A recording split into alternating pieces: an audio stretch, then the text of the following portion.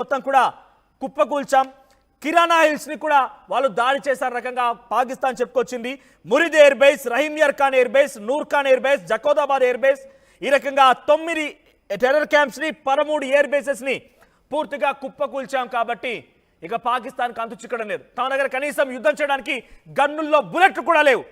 ఇటువంటి ఒక దౌర్భాగ్యమైన పరిస్థితిని పాకిస్తాన్ ఎదుర్కొంటుండగా వారికి డొనాల్డ్ ట్రంప్, ఒక పిచ్చి వ్యక్తి, మానసిక రుగ్మతతో బాధపడుతున్న ఒక వ్యక్తి, కంప్లీట్గా మెంటల్ అయిపోయిన ఒక వ్యక్తి సపోర్ట్ ఇస్తూ వారినందరినీ కూడా మళ్ళీ పాకిస్తాన్ భారత్ పైన యుద్ధానికి తెరలే విధంగా ప్రేరేపిస్తూ ఉన్నాడు.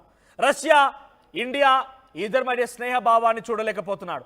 రష్యా నుంచి ఇండియా ఆయిల్ కొనడాన్ని తట్టుకోలేకపోతున్నాడు. ఇండియా రోజు రోజుకి డెవలప్డ్ కంట్రీగా మారుతున్నటువంటి తత్వాన్ని తట్టుకోలేకపోతున్నాడు.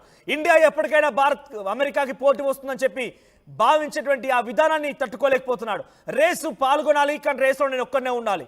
నేను నడిచినప్పుడే రేస్ జరగాలి, నేను ఆగిపోతే రేస్ ఆగిపోవాలి, నేనే విన్నర్గా ఉండాలని ఒక తత్వంతో అమెరికా అధ్యక్షుడు డొనాల్డ్ ట్రంప్ ఉన్నాడు. అందుకే ఆ మానసిక రుగ్మతతో బాధపడేటువంటి వ్యక్తి అమెరికా భారత్ పోటీ పడకూడదు అంటే ఏ రకంగా పోటీ పడుతున్నాయో మీరు ఆశ్చర్యపోవచ్చు. నిజంగా అమెరికా భారత్తో పోటీ పడుతుందానంటే డెఫినెట్గా అక్కడ అమెరికాలో అంతటి మేధస్సు, టెక్నాలజీ, ఇతర అన్ని అంశాల్లో కూడా ముందుకు వెళ్తుందంటే డెఫినెట్గా భారతీయుల ప్రోద్బలంతోనే, భారతీయుల యొక్క సపోర్ట్తోనే.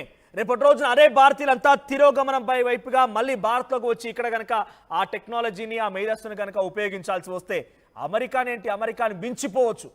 అటువంటి శక్తి సామర్థ్యాలు భారత్ దగ్గర ఉన్నాయని డొనాల్డ్ ట్రంప్ భావించాడు. కాబట్టి మొన్న మధ్య యుద్ధం సమయంలో కూడా ఇండిజినియస్ వెపన్స్ మన దగ్గర తయారైనటువంటి డ్రోన్స్, మిసైల్స్, ఇతరత్ర డిఫెన్స్ సిస్టాలు మొత్తం కూడా అద్భుతమైనటువంటి ప్రదర్శన చూసినటువంటి ప్రపంచ దేశాలు నివ్వెరపోయాయి. ఏకంగా డొనాల్డ్ ట్రంప్ లాంటి వ్యక్తికి అయితే చెమటలు కక్కున్నాడు.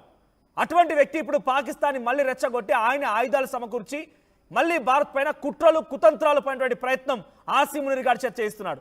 ఏంటి, ఒక ఆర్మీ చీఫ్, ఒక దేశానికి సంబంధించిన ఆర్మీ చీఫ్ వేరే ఒక ప్రాంతానికి వెళ్ళిపోయి అక్కడి నుంచి భారత్ని హెచ్చరిస్తుంటే డొనాల్డ్ ట్రంప్ పడుకున్నాడా? డొనాల్డ్ ట్రంప్ కన్ను లేవా? డొనాల్డ్ ట్రంప్కి చెవులు లేవా? ఉక్రెయిన్ రష్యాపై దాడి చేస్తూ ఉంటే రష్యా తిప్పికొట్టే ప్రయత్నం చేస్తే రష్యా తప్పు అవుతుంది. ఇప్పుడు పాకిస్తాన్ మళ్ళీ ఈ రకంగా మాటల రూపేణా భారత్పై దాడి చేస్తుంటే భారత్ ఏదైనా చర్యలు తీసుకుంటే భారత్ తప్పు అవుతుందా? అంటే నీ మిత్రత్వ దేశాలు ఉక్రెయిన్ లేకపోతే పాకిస్తాన్, ఉగ్రవాద దేశాలన్నీ కూడా మంచివి నీ దృష్టిలో లేదు, ఇతర దేశాలన్నీ కూడా చెడ్డవా? ఒక ద్వంద్వ వైఖరి, ఒక మ్యాడ్ మ్యాన్, పిచ్చి వ్యక్తిలాగా డొనాల్డ్ ట్రంప్ కనబడుతున్నాడు.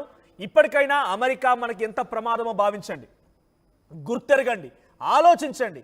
ఇకనైనా మన అవగాహన లేకపోతే అమెరికాలో రేపటి రోజున భారతీయులకు సంబంధించి ఎంత ఇక్కట్లు ఎదుర్కొంటామో ఆలోచించండి. వాడు చెప్తే వినాలంట, వాడు చెప్తే మనం నిల్చోవాలంట, వాడు చెప్తే కూర్చోవాలంట.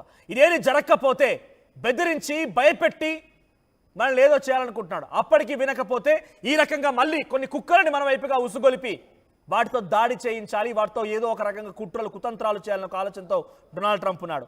ఆసిమ్ మునీర్ మాట్లాడిన మాటలకి ఒక భారతీయ పౌరుడుగా నాకైతే రక్తం మరుగుతోంది. సో మీ అభిప్రాయాన్ని కామెంట్ చేయండి, నేను ఈ కామెంట్స్ చదివే ప్రయత్నం చేస్తాను. బికాజ్ వాడు ఏమంటాడంటే మళ్ళీ అణుబాంబులు ఉన్నాయి. షహబాజ్ షరీఫ్ ఈ రకంగానే మాట్లాడుకొచ్చాడు. ఇషాక్ దార్ ఫారెన్ మినిస్టర్ ఈ రకంగానే మాట్లాడుకొచ్చాడు.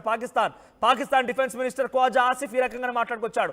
మాజీ విదేశాంగ మంత్రి బిలావల్ భుట్టో ఈ రకంగానే మాట్లాడుకొచ్చాడు. కానీ ఏం పొడవగలిగారు వీళ్ళంతా?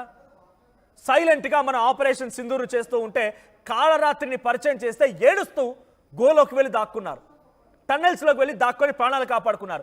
వీడు సైతం, ఆసిమ్ మునీర్ సైతం టన్నెల్లో వెళ్ళి దాక్కున్నాడు. Noor Khan air base, I still remember, మన భారత ఆర్మీ చెప్పినట్టుగా నూర్ ఖాన్ ఎయిర్ బేస్ దగ్గర దాడి చేస్తే దానికి సమీపంగానే వీడు ఉండేటువంటి ప్రాంతం అట. సో అక్కడ దగ్గరగా జరిగిన దాడిని చూసి భయపడిపోయి గోల్లోకి వెళ్ళిపోయి టనల్ దగ్గర దాక్కున్నాడు. చుట్టూ వందలాది మంది ఆర్మీ సోల్జర్స్ని పెట్టుకున్నాడు. వాడి ప్రాణాలు కాపాడుకున్నాడు. కానీ ఏమాత్రం కూడా వాడు రిటిలేట్ చేసే ప్రయత్నించే కనీసం నేనున్నానటువంటి ధైర్యాన్ని కూడా అక్కడ పాక్ ఆర్మీకి ఇవ్వలేకపోయాడు. ఈ పిచ్చి కుక్కలంతా ఇంతే, అరవడం తప్ప. అందుకే చెప్తూ ఉంటారు అరిసే కుక్కలు కరవు అని చెప్పి. వీళ్ళు అరుస్తూ ఉన్నారు, వీళ్ళతో పెద్దగా ఒరిగేదేం లేదు. కానీ డెఫినెట్గా గుర్తుపెట్టుకోండి, మన చుట్టూ శత్రువులే ఉన్నారు. బంగ్లాదేశ్ ఒక రకంగా ఇస్లామిక్ దేశంగా మారాలని ఒక ఆలోచనతో అక్కడ యూనస్ ప్రభుత్వం ప్రయత్నం చేస్తూ పాకిస్తాన్తో జత కడుతోంది. సో ఈ క్రమంలో అక్కడి ఆర్మీ కూడా రష్యా సహాయం కోరింది. వకార్ అక్కడికి యూనస్ ప్రభుత్వాన్ని వ్యతిరేకిస్తూ ఉన్నారు ఆర్మీ చీఫ్. సో బంగ్లాదేశ్తో ఎప్పటికైనా ముప్పే, చైనా కూడా మన శత్రువుగా భావించలేం. ఇప్పటికే మనలో కొంత ప్రాంతాన్ని ఆక్రమించే ప్రయత్నం చేసింది. ఆ తర్వాత పాకిస్తాన్ కూడా మొన్న ఈ మధ్య యుద్ధం సమయంలో మిసైల్స్ని పంపించింది. మన పక్కన పాకిస్తాన్ కూడా ఒక శత్రు దేశమే. ఇవన్నీ కూడా మన చుట్టుముట్టున్నాయి. భారత్ ఎప్పటికైనా కొంత అలర్ట్గా ఉండాల్సిందే. నేపాల్ అది పెద్దగా మనం దేశంగా భావించలేం, అంటే అంత పెద్ద భారత్ ఎదుర్కొనే దేశంగా భావించలేం. బట్ దాన్ని ఒక పారాసైట్గా ఉపయోగించుకొని దేశాలని అటాక్ చేయొచ్చు కూడా. సో ప్రస్తుతానికి భారత్ అనేది చుట్టూ ఒక డేంజరస్ జోన్లోనే ఉంది. మన చుట్టూ శత్రువులు ఉన్నారు. ఏ క్షణమైనా ఎటువంటిదైనా కూడా జరగవచ్చు. కంట కనిపెడుతూ ఉండాలి. మనల్ని మనం సంరక్షించుకోవడం కోసం ఆలోచన చేస్తూనే ఉండాలి. స్లీపర్ సెల్స్, ఈ స్లీపర్ సెల్స్ అనే వాళ్ళు ఉన్నారు మన భారతదేశంలో. ఇంకా ఏదో ఒక దేశం నుంచి ఇక్కడ వచ్చి బతికే వాళ్ళంతా కూడా స్లీపర్ సెల్స్, లేదా ఈ దేశంలో ఉన్న వారంతా కూడా కొంతమంది సానుభూతి పరులు ఉన్నారు. పాకిస్తాన్కి సానుభూతి తెలిపేవారు ఉన్నారు. వారంతా మనకు ప్రమాదమే. మనల్ని చిత్రహింసలకు గురి చేసి, లేకపోతే కుట్రలు కుతంత్రాలు చేసి మన రక్తాన్ని చూడాల్సినటువంటి వ్యక్తులుగానే వారంతా భావించాలి.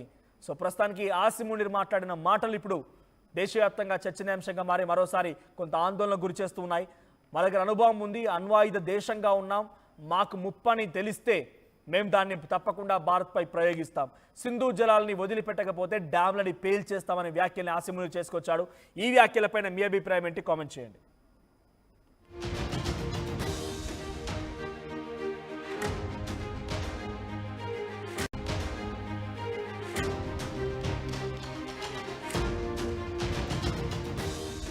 బ్రేకింగ్ న్యూస్ ఇస్తున్నాం.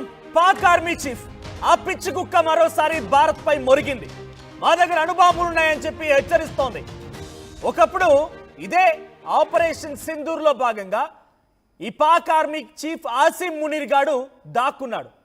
అక్కడ టెర్రర్ క్యాంప్స్ పైన, అక్కడ చేసినటువంటి కొన్ని కార్యకలాపాల పైన దాడులు చేశాం. ఎయిర్ బేస్లను కుప్పకూల్చేశాం. అయితే అక్కడ ఉన్నటువంటి ఒక ఎయిర్ బేస్ కుప్పకూల్చేటువంటి ప్రయత్నాల్లో భారత ఆపరేషన్ సింధూర్ కొనసాగిస్తూ ఉంటే ఆ ఎయిర్ బేసెస్ సమీపంగా ఉన్నటువంటి ఈ ఆసిం మునీర్ పరుగులు తీసి ఒక్కసారిగా గోలో దాక్కున్నాడు. కానీ ఇప్పుడు ఏం మాట్లాడుతున్నాడు తెలుసా? ట్రంప్ సహాయంతో, ట్రంప్ ఇచ్చేటువంటి ఆ ప్రోత్సాహంతో ట్రంప్ అమెరికా గడ్డపై నిలబడి భారత్ పైన అణుబాంబులు వేస్తామని హెచ్చరిస్తున్నాడు. మరోసారి భారత ఇండస్ రివర్ పైన, సింధు నది పైన నిర్మించేటువంటి ఆ డ్యామ్ని కట్టేంత వరకు చూస్తాం. ఆ తర్వాత క్షిపణులతో దాడి చేసి దాన్ని కూల్చేస్తాం. ఈ పిచ్చుకొక నాలిక తెగ్గొయ్యాలి. అప్పటికే మన భారత్ మరి ఏ అండర్స్టాండింగ్లో భాగంగా ఆగిపోయింది తెలియదు. కానీ వ్యాఖ్యలు చూస్తుంటే రక్తం మరుగుతుంది. మరోసారి వాడు ఫీల్డ్ మార్షల్, వాడు ఫెయిల్డ్ మార్షల్. రకరకాలుగా వాడు నిజంగా ఈ మాటలు విన్న తర్వాత కొంత ఇబ్బందికరంగానే ఉంది. సో డైరెక్ట్గా భారత్ని ఉద్దేశించి అమెరికా గడ్డపై నుంచి ఒక పాక్ ఆర్మీ చీఫ్ ఈ రకంగా మాట్లాడుతున్నాడు. దానికి ట్రంప్ వత్తాసు పలుకుతున్నాడు. ట్రంప్కి ఫస్ట్ తెలియలేదు. ట్రంప్ అసలు మనిషే కాదు, పూర్తిగా దిగజారిపోయాడు. ఆ పిచ్చి కుక్కలకి ఈ పిచ్చిలేసినటువంటి వెర్రి కుక్క ఇంకా తోడైనట్టు కనబడుతోంది ఈ మాటలతోని. పాకిస్తాన్ పైన ఆపరేషన్ సింధూర్లో భాగంగా ఇండియా చేసినటువంటి దాడికి సంబంధించి పారిపోయాడు. ఎయిర్ బేసెస్ పై చేసినటువంటి దాడిలో ఒక్కసారిగా అక్కడి నుంచి పరుగులు పెట్టాడు. అక్కడి నుంచి దాక్కున్నాడు, గోలోకి వెళ్ళిపోయాడు. నూర్ ఖాన్ ఎయిర్ బేస్ దగ్గర మన భారత ఆర్మీ దాడి చేస్తే అక్కడ సమీపంగానే వాడి ఇల్లు ఉందట, వాడు ఉండే నివాసం ఉందట. అక్కడ దాడి జరిగిన వెంటనే రాత్రికి గోలోకి వెళ్ళిపోయి టన్నెలో దాక్కున్నాడు. వారం రోజుల పాటు ఎక్కడ చచ్చిపోయాడా, బతుకున్నాడా, అసలు ఏమైపోయాడు ఈ ఫాల్తుగాడని కనబడలేదు. కానీ ఇప్పుడు మళ్ళీ అమెరికా గడ్డపై నుంచి వచ్చి అక్కడి నుంచి ఇండియాను హెచ్చరిస్తున్నాడు. ఏమని? మేము భారత్పై అణుబాంబు వేస్తామట. అణుబాంబు వేస్తావా? నువ్వు చైనా నుంచి అగ్గువకు కొనుగోలు చేసినటువంటి ఆ చైనా మిసైల్స్ మా హర్యానా ప్రాంతాల్లో పడిపోతే మా ప్రాంత ప్రజలు రాకెట్ల లాగా ఆడుకున్నారు. మీరు వేసిన మిసైల్స్ మొత్తం కూడా మా వాళ్ళు పేపర్ రాకెట్ లాగా ఆడుకున్నారు. నువ్వు వేసిన డ్రోన్స్ మొత్తం కూడా గాల్లోనే నేల కురిపించేశాం, గాల్లోనే వాటిని బ్లాస్ట్ చేశాం. ఏ ధైర్యంతో వీడు మళ్ళీ మాట్లాడుతున్నాడు? ఏ ధైర్యం, ఏ తెగింపుతో వీడు మాట్లాడుతున్నాడు అంటే కేవలం ట్రంప్ మాత్రమే.